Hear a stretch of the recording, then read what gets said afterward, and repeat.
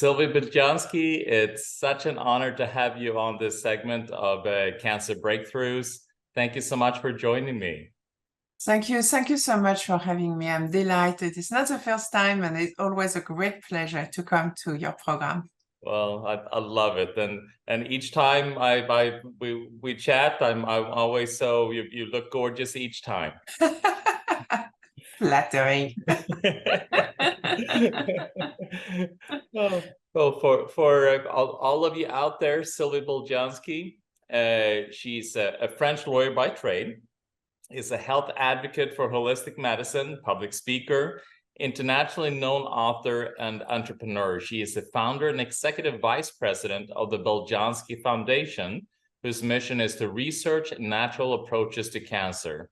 She's also the CEO of Maison Beljanski, an international dietary supplement company.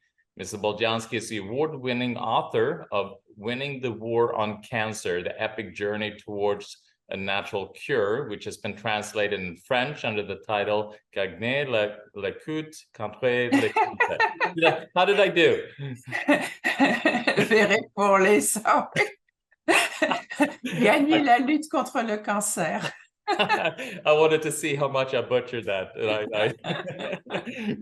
This book has helped propel Ms. Beljanski to be sought after speaker at health and wellness conferences globally, where she's educated thousands of people about scientific breakthroughs in the field of integrative medicine. Yeah, it is tremendous what you're doing, and I know we've had time to kind of chat in private. I mean, you're you're really doing a lot with a very slim group of people, so that there's a lot of effort that you're having to do on your own and really driving this forward tremendously.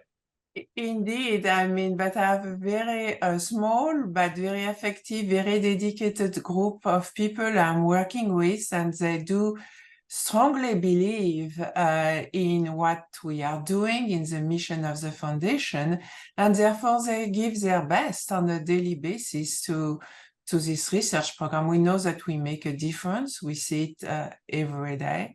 So it's very, it comes to the heart. It's a labor of love on a daily basis, but it makes us very, very proud and very happy. Well, we are so blessed by your effort, and I know that the supplements that your company provide, like the Oncobelt Pro, Immunobelt Pro, are supplements that I continually use for my cancer patients here at my center. And so it's a great benefit just to have those available, and that research that came out of the years and years of studying and scientific research that your father did in France. Well, thank you for your kind words and for your trust in our products. It means a lot, of course, and we do need this support in order to be able to carry on with the research at the Beljanski Foundation. The Beljanski Foundation is separated, of course, from the company, from Maison Beljanski. Maison Beljanski makes a number of products available. You mentioned two of them. Those are exclusively available for health professionals, but there are more products that everybody can buy just over the counter. And we have also, separately with different governance, the Beljanski Foundation, which is a 501c3, has been incorporated in 1999 in New York, and has been working over the years through establishing partnerships with a number of universities who are actually doing the research. And that way of working and delegating the research actually has allowed us to indeed cover a lot of grounds. And all the program research have led to peer-reviewed papers, which are all made available to all on the website of the foundation, beljanski.org. So we are really all about funding research in the field of integrative medicine and sharing all this information for free with everybody, because that's what a non-for-profit should do. And what is are there certain targets within that research that you're doing? Is cancer one of those targets that you're really focusing on? Indeed, we have not exclusively, but mostly been working on seeing how a number of plant extracts have been able to inhibit the development on cancer cells, either in vitro or in vivo in mice. That's what we have been able to achieve. My father, Dr. Mirko Beljanski, was a PhD in molecular biology, was working at the Pasteur Institute in Paris, and he was one of the first scientists to look at the environment as a cause of disease when the environment is polluted. At the time, everybody was thinking that cancer could only be a genetic disease, that it was only resulting from some random mutation or genetic mutation from a gene. And my father said, maybe mutation sometimes, but there is something happening when, at the level of the DNA, when we are in a polluted environment. And he was able to measure the degree of destabilization of the DNA in presence of some environmental toxins. And then he looked for natural compounds that would do exactly the opposite, meaning preventing the destabilization of the DNA or specifically preventing the growth of destabilized DNA. And destabilized DNA is actually the hallmark of cancer. Whether you look at plant kingdom, animal kingdom, humans, every time cancer shows the same way at the level of the DNA in the microscope. A cell which turns cancerous exhibits a DNA where the two branches of the DNA are not kept well together. There are some big openings, and what my father called big loops. And when you have those big loops, the replication hormones have plenty of space to access the replication sites, and then you have an increased duplication of websites.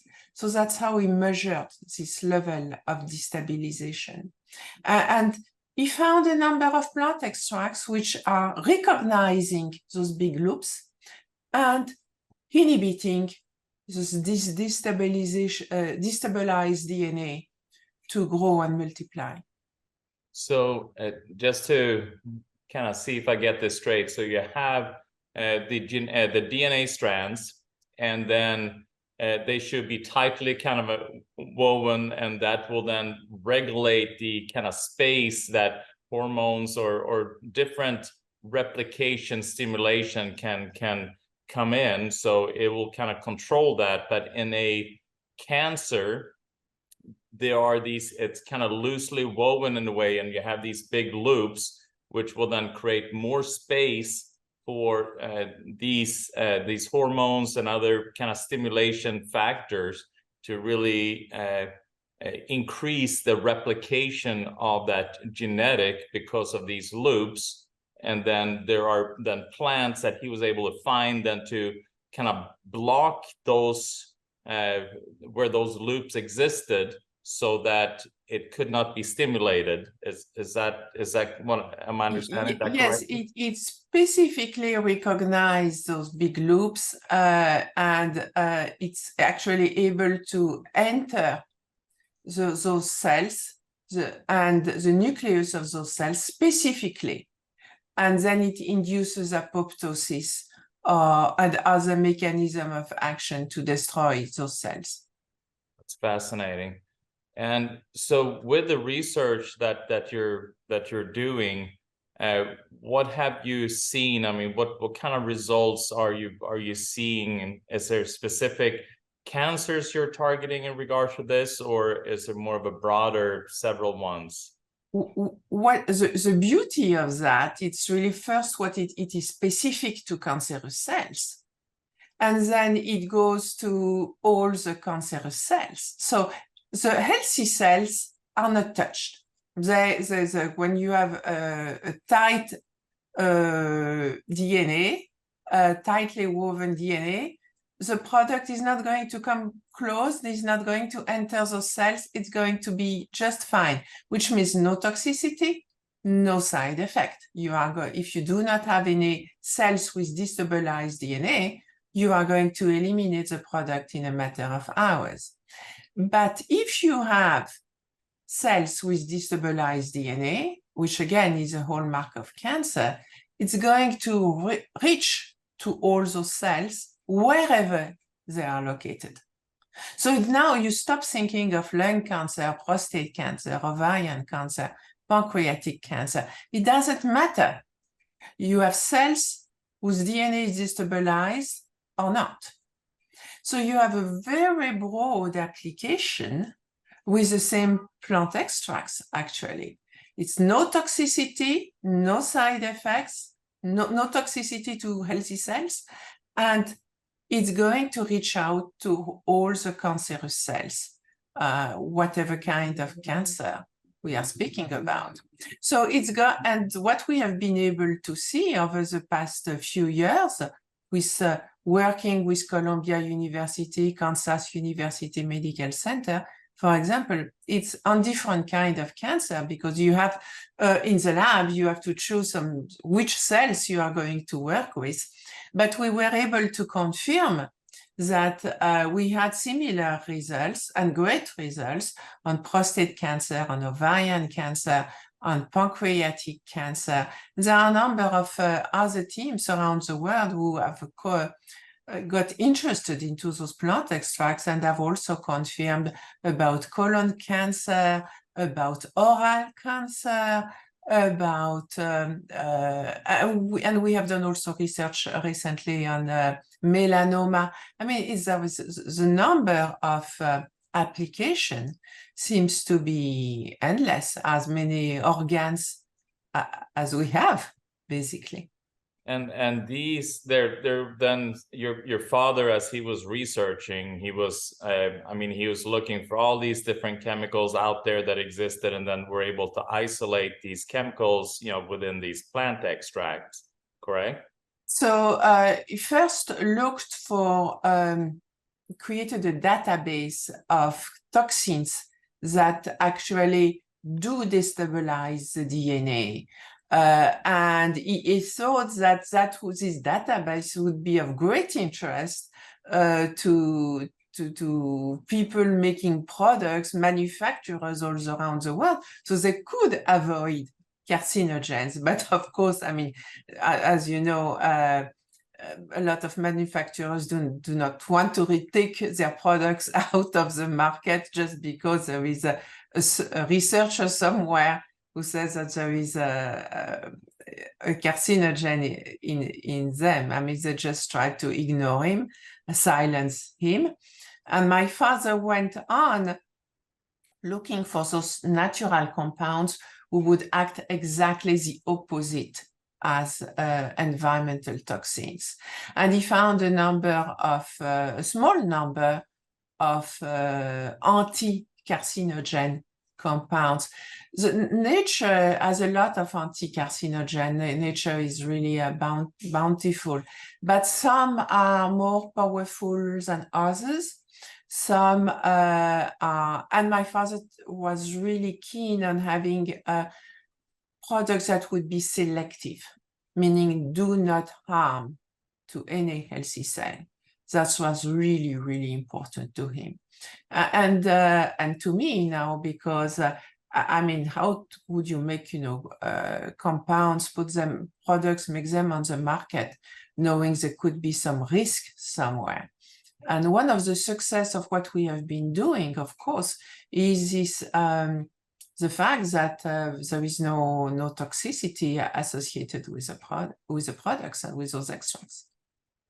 And so he found then, so finding, so he looked then for these chemicals that could cause cancer, create that destabilization, and then he was looking for natural products that had the opposite effect. So what were some of the things that he found, some natural substances that had that effect? I mean, which ones were kind of rated top on the list to have that effect from all his research? So he first researched a plant extract, which was quite well known at the time, is very well documented in Ayurveda medicine, and it's called Ravolfia. The problem with Ravolfia is that it has a beneficial compound, which is has made the reputation of Ravolfia as a anti blood pressure product, but it is linked also, it is known also to induce breast cancer. So my father studied that extract, and he was able to isolate the compounds that induce cancer and remove it from the Ravolfia extract. His Ravolfia, his own preparation. So his own preparation of Ravolfia is completely reserpine-free and is rich in alstonine. And alstonine has this beautiful selective anti-cancer property that is reaches to a number of cancerous cells. But the purification process of the Ravolfia is very messy, very expensive.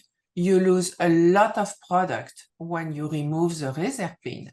So he looked at if he could find a molecule that would be close to alstonine, and he found in the books flavopererine. And then his work was to find in nature plants that would contain flavopererine. And he found the Pao perera, which comes from South America. It's a big tree. One of the beauty of the tree is that you don't need to cut the tree to recover the bark of the tree. You can just shave the bark, and as long as you leave 20% of the bark on the tree, it will regrow itself. So it's a very sustainable approach, and on top of being natural. And the extract of the bark, once again, is selective, meaning no toxicity to healthy cells, and anti-cancer effect on all the cancerous cells. That's fascinating. So is that part of one of your extracts from the other? I mean, you have the supplement program. Is that part of the Oncobel product? Yes. So in Oncobel, you have the Pao perera extracts, the Ravolfia vomitoria extract, and also a specific extract of golden ginkgo. Golden ginkgo is made of golden leaves. It's the same ginkgo. There is one ginkgo tree. But when in the fall, the chemistry of the leaves change, and that translates into a change of color of the leaves. And then they become rich in different substances that the green ginkgo extracts that you find everywhere. And the golden ginkgo extract with a very specific extraction procedures that do not include any solvent, it's just water-based, has shown to be able to promote collagen production at the level of the liver, help repair wounds, prevent fibrosis that can result from radiation. And the latest research program that we had as on this ginkgo, specific ginkgo extract, showed that it helps inhibit angiogenin. Angiogenin is that enzyme that help cancerous cells create additional blood vessels to feed themselves. The cancerous cells need a lot of energy, so they need a lot of nutrients, so they create additional blood vessels to bring more food to themselves. And with the golden ginkgo extract, we are able to starve those cancerous cells, which is kind of indirect way to get rid of them, additional to the apoptosis induced from Pauperera and Revolvia vomitoria. So actually combining the three extracts makes sense and delivers good results. That's amazing. And what's incredible is that this is, not this is things that are being researched, that you're conducting research about at very like Columbia University, where this has been proven to take place in studies. Yes, my father left a body of 133 peer-reviewed papers in the really most reputable magazines. And it was very, very important that we carry on his name, with his name and his legacy, to also work with extremely reputable institutions.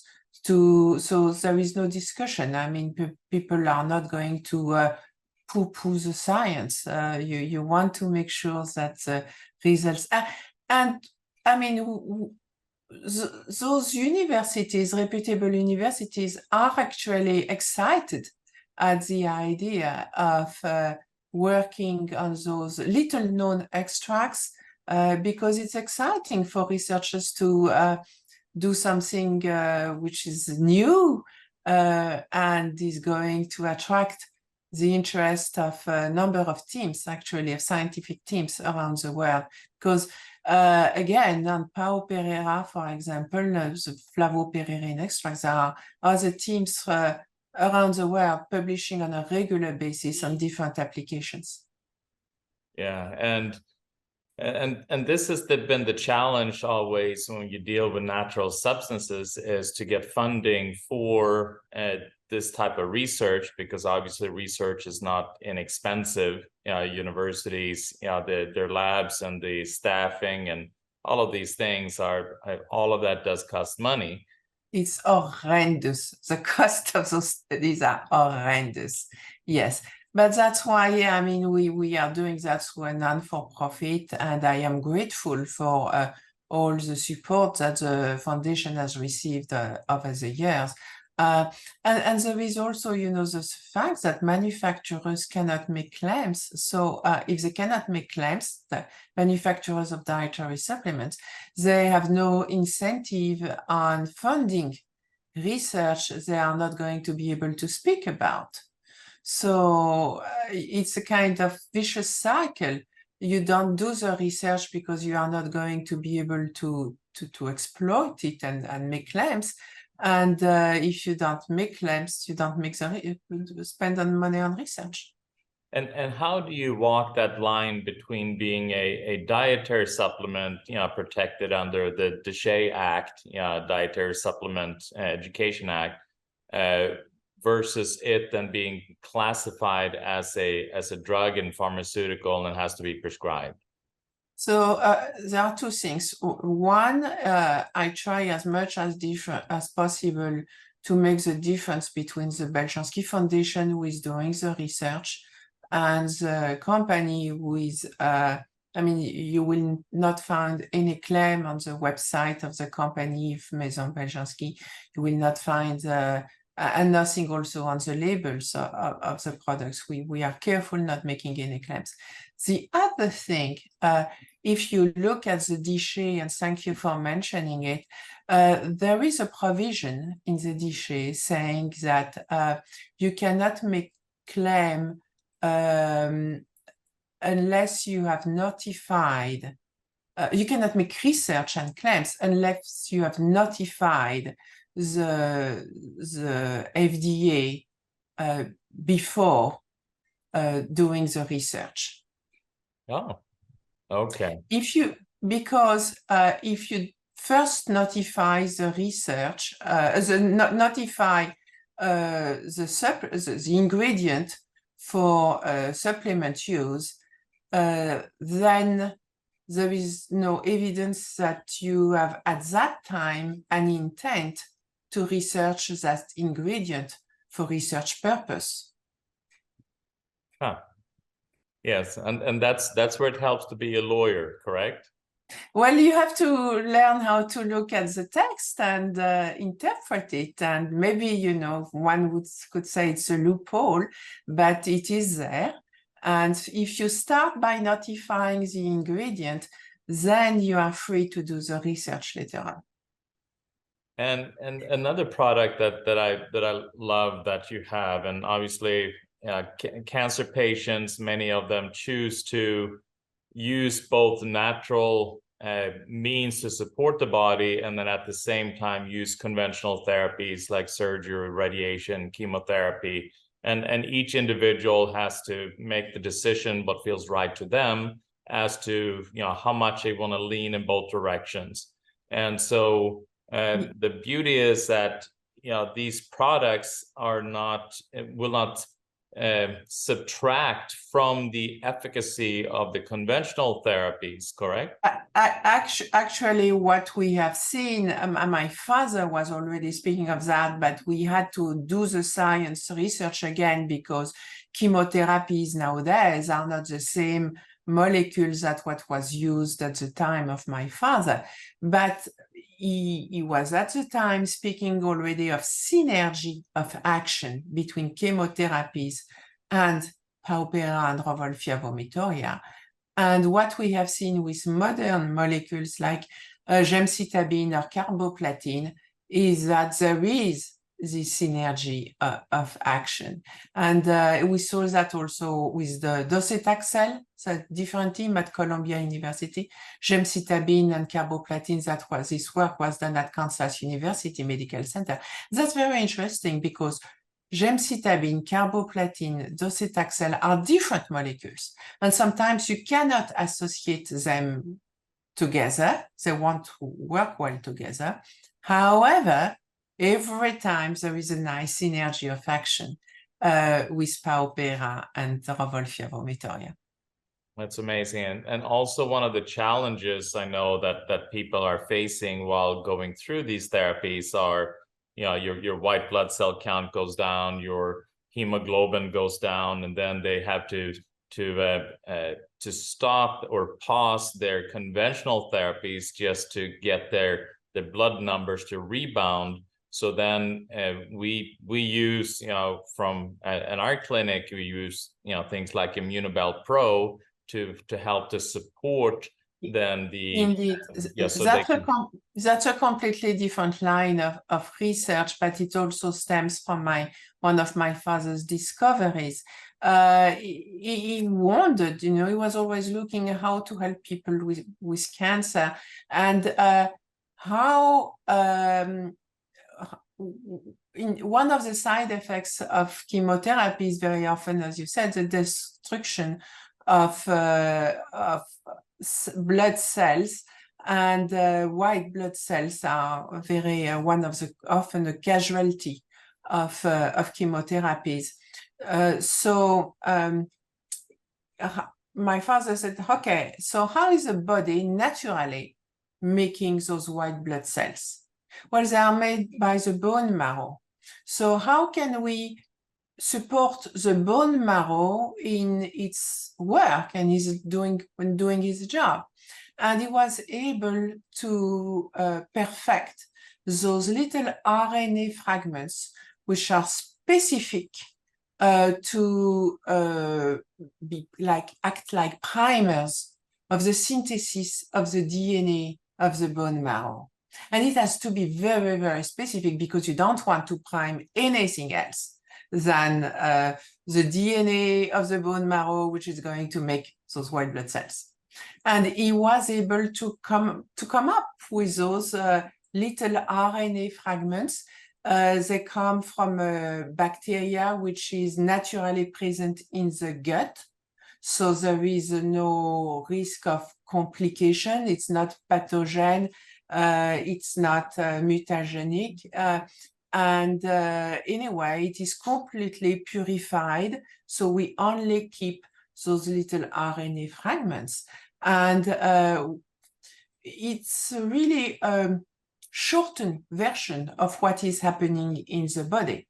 Because in the body, it is in the gut that we are creating what we need, the nutrients which are going to be absorbed by the blood, and the blood will go to the bone marrow. So that's instead of waiting to be sure that we have what it takes in the gut, and we know that the lining of the gut is also often damaged itself by chemotherapy, you take those little RNA fragments already prepared under the tongue, so it goes directly as quickly as possible without being degraded by the enzymes of the saliva, goes directly to the blood, and then it will do what it is supposed to do, support your bone marrow in creating a decent number of white blood cells. And when I say a decent number, it's very important because you don't want to create too much. You just want to have a physiological number. And we have never seen too much.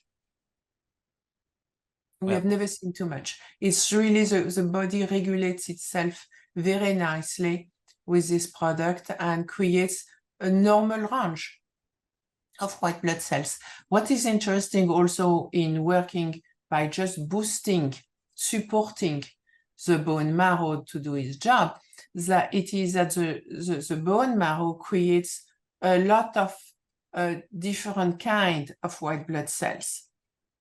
It's a white blood cells are like a little army where every little soldier knows what he has to do to protect ourselves and our immune system. And the bone marrow creates all the army, all the soldiers, including the generals, everything. It delivers everything. And if you take a synthetic product, and there are some synthetic products out there, they are going to help with one family of cells, and then you are at risk of creating an imbalance, which never happens when you help just support the body to do its own job. So this creates the full spectrum of these different intelligent components that are needed in order to be able to obviously fully do the job, because you need all. I mean, it's like trying to run a company with just accountants. Yes, exactly. Exactly. So you need all components in order to be able to run everything effectively. So just because you have a bunch of bodies, a bunch of accountants, doesn't mean that the company is going to run effectively. Yes, and you don't want to create another imbalance. You want to have a car who runs on 4 wheels. And this has been part of the research as well, through the foundation, or what? Yes, indeed. And we were very lucky. We had a clinical trial a few years ago at Cancer Treatment Centers of America with those little fragments of RNA. The population subjected to the clinical trial were patients suffering from different kinds of cancer, different stages of cancer. What they had in common, they were all at the verge of thrombocytopenia. At the verge, meaning technically they did not have thrombocytopenia, but they were really at the limit, and they were all expected to fall into thrombocytopenia, which is a lack of white blood cells and a lack of platelets, which is linked to the white blood cells.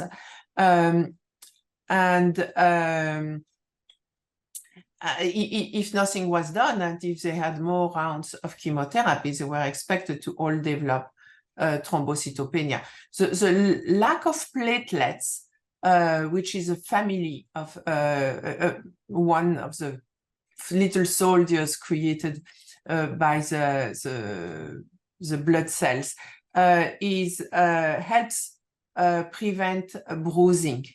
It is the compound that helps clotting.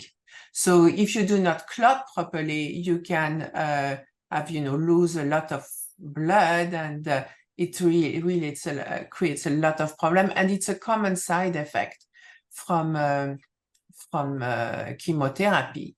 So they were very eager at Cancer Treatment Centers of America to see if a little compound without toxicity, without side effect, could prevent this thrombocytopenia to develop.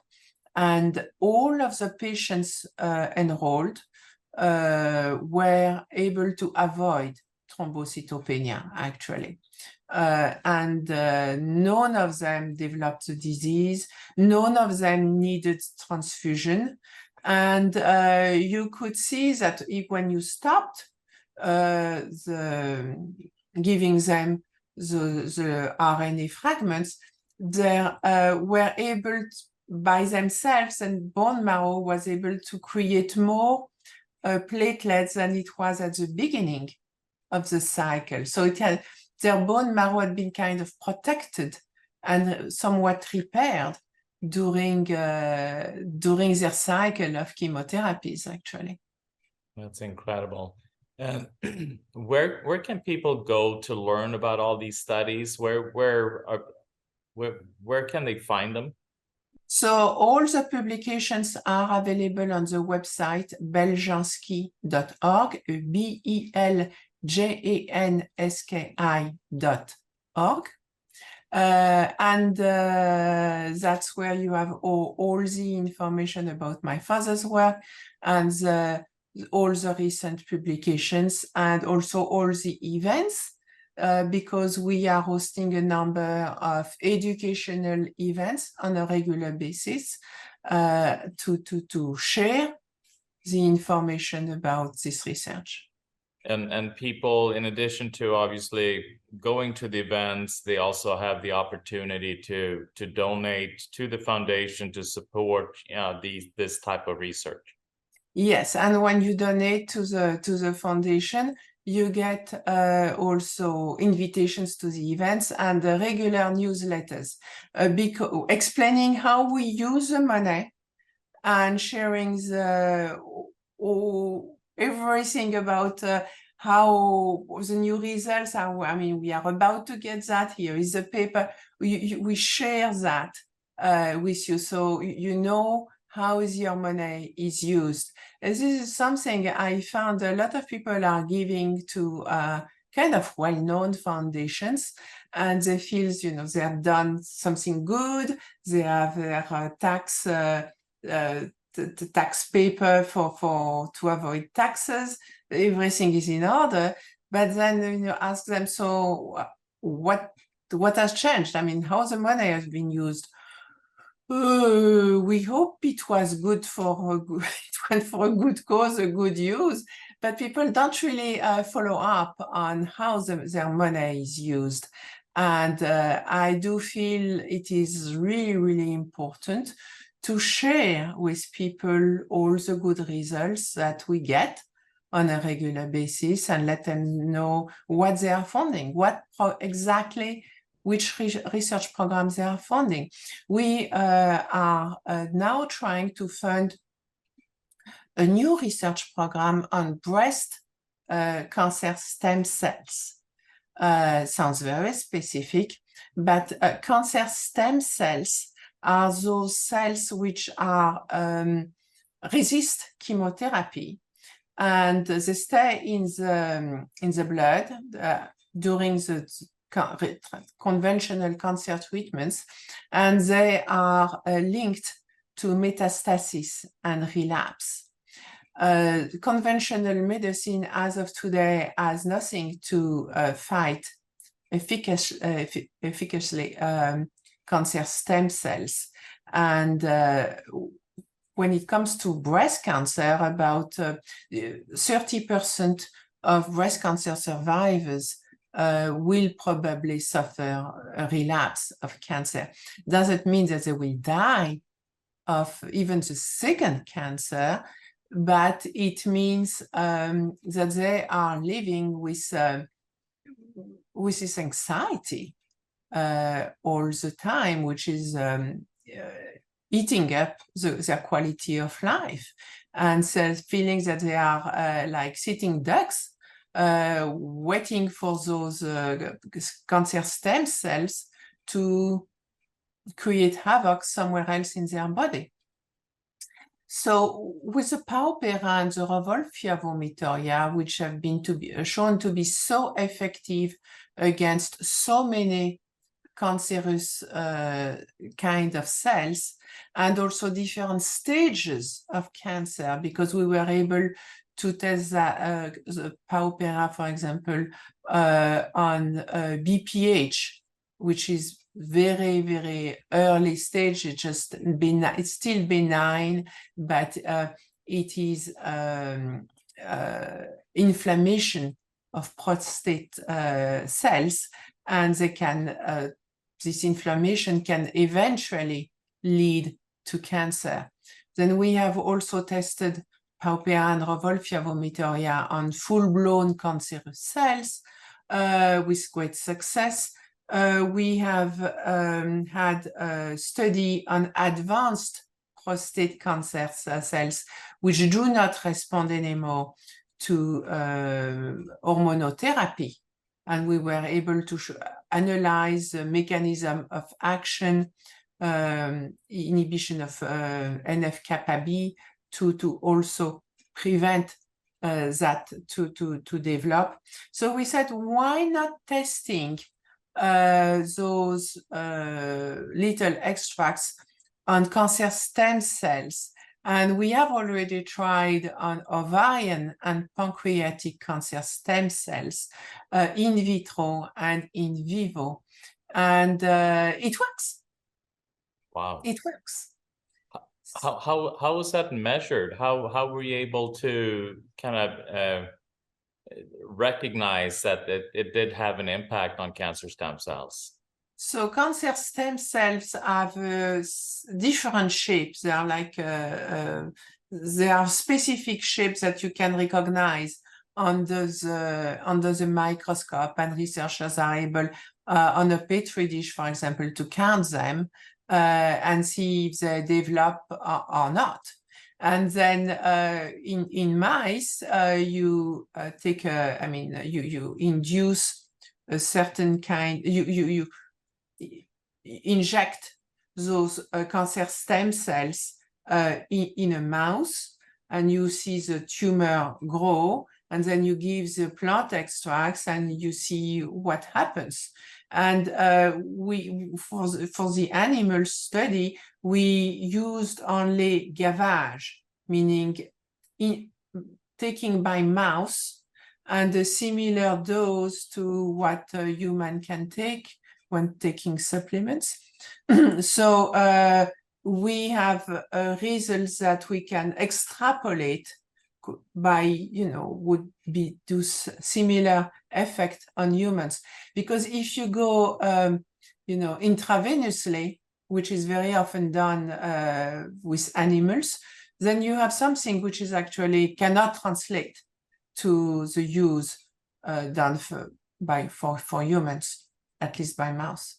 That's really exciting. Well, it's so exciting, and that's what I love in regards to the integrative oncology and in the kind of holistic cancer space, is that there's so much going on in so many different areas, and that's why I love doing this summit, is because I get to chat with people like yourself that are really driving this field forward, and it's being done in so many places in so many different ways. And I so appreciate all of us coming together to really bring to light the solution to something that the medical profession really hasn't been able to solve since it declared war on cancer. So we need Indeed, to come and together. that's why we are still in the war on cancer, but maybe they are not looking at the right place, and that's why the war is never ends, and